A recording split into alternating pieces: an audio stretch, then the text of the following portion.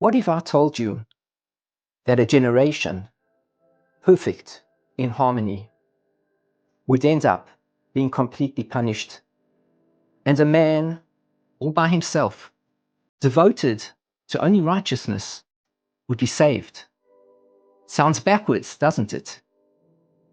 The story of the flood was a frightening one, but there was a story that was even greater and worse, more catastrophic than the story of the flood. It was the generation of the Tower of Bavel, where people decided of their own accord to destroy or to get up to heaven and to destroy God from there. A generation completely devoted to the harmony of a purpose of destruction. The Midrash tells us a frightening story.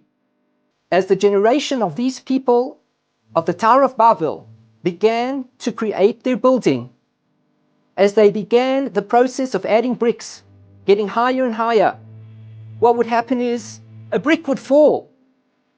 And when this would happen, everybody would mourn. And every now and again, a person would fall down from the tower and he would die. But life would continue. Nobody seemed to take notice of the man who had fallen, who had died.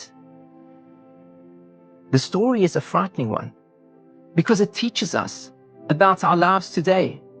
In today's times too, people are very often devoted to their projects of bricks, their projects of status, their projects of building.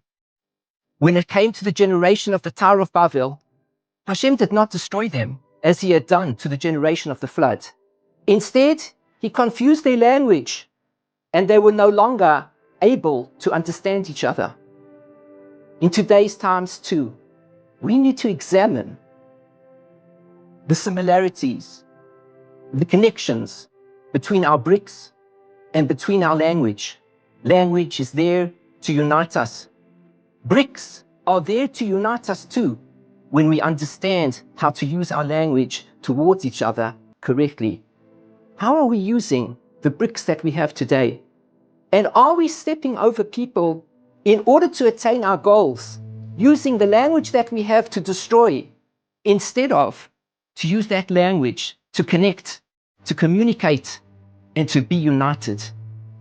This week, ask yourself how you can use your language to connect with others, to prevent stepping over others, and to create a tower to heaven to unite us all.